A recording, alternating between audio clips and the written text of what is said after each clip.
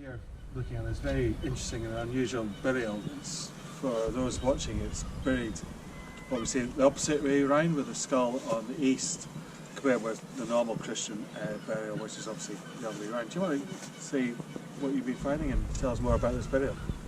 Yeah, well, it's not in the best shape, so it's very delicate. What we can see here is that the person was buried with their hands on their chest. You can still see some fingers here. Oh yes, yeah. And we're thinking, I was talking to our osteoarchaeologist, and we're thinking that it's possibly a woman. The pelvis isn't in the best shape, so we couldn't really tell from that, but the skull has more female features in the sense that there's no brow ridge, so it's a very straight forehead that you got here. And it's also the mastoid bone, it's like that little triangle right behind the ears. I can see that, yeah. And the one for women is a bit more curved towards the inside, and it's a bit more dainty compared to men's. So we think it might have been a woman. Age-wise, probably, we think over 25, because that tooth here that we can still see in the mandible looks like a wisdom tooth that's fully come out. Okay. It was also quite interesting that obviously it's what this person could have been.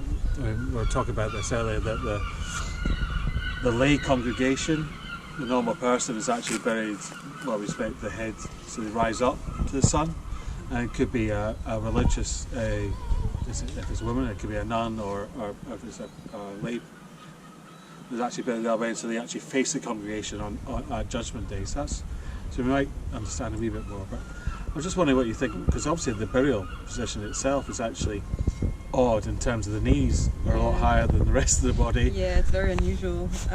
So there's different options. There's the option that the grave was dug just too short. Yeah. And that's just the way the body was positioned in it. There's also the possibility that the actual body, so the torso, would have collapsed further down onto another burial below, which is an option, because you can see the knees are at the same level as another burial that we have just next to it. See that, yeah.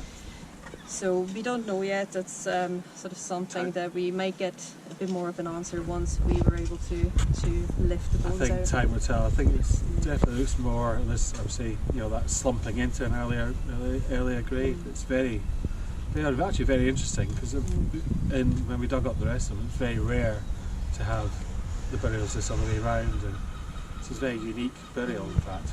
Well, thanks very much.